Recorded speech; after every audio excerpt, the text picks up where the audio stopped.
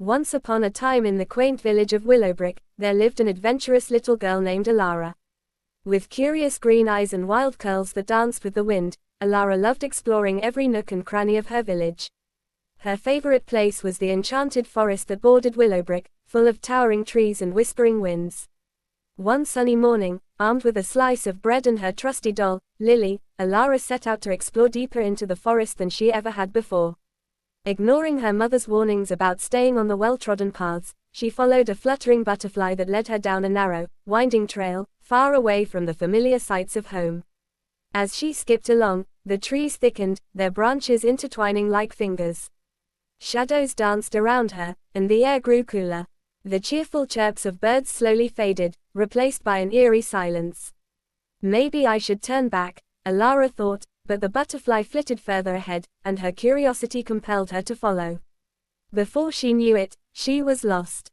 Panic rose within her like a tidal wave. "Lily, what do we do?" she whispered to her doll, fingers trembling against the fabric. Just then, she heard a rustling in the bushes nearby. Heart pounding, she turned, and out bounded a small, scraggly fox with bright eyes.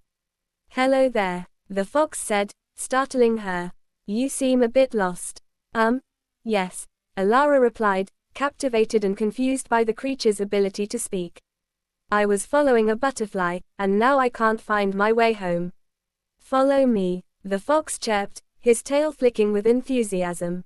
"I know these woods like the back of my paw. My name is Jasper." Grateful for the company, Alara followed Jasper through the thicket, navigating twists and turns that seemed to change with every step. "You must be careful in these woods," Jasper warned. "Not everything here is friendly." "Like what?" Alara asked, her curiosity piqued. "Let's just say," Jasper grinned slyly, "the forest keeper isn't too fond of visitors who don't belong." They trudged on, and Alara soon started to hear distant murmurs.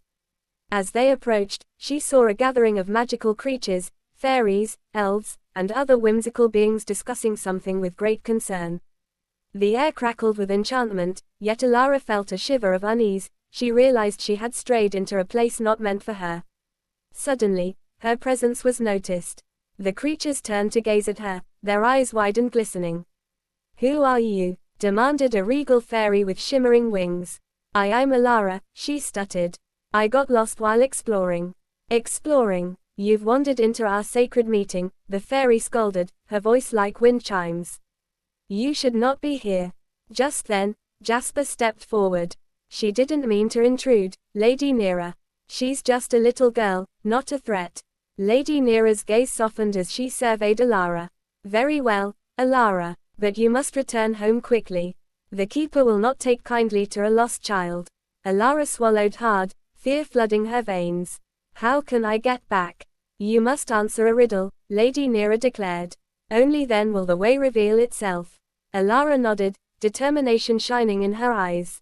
"I'll try." The fairy smiled and posed the riddle. "I speak without a mouth and hear without ears. I have no body, but I come alive with the wind." "What am I?" Alara thought hard, gnawing on her lower lip. She recalled her mother's stories about the wind and how it often carried whispers.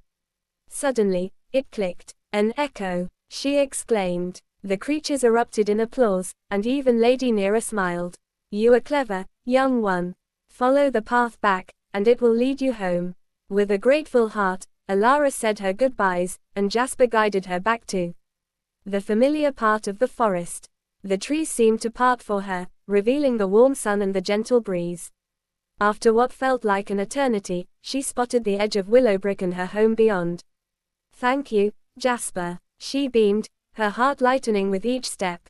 "Remember, little one," the fox said, his eyes twinkling, "adventures can be wonderful, but knowing when to turn back is just as important." Alara nodded eagerly and rushed home, where her mother waited anxiously at the door. With a tight hug, she vowed to always remember the lesson from the forest. And though she would continue to explore, she would never forget, sometimes the wrong way leads to the right adventure, but the journey home holds the most magic of all.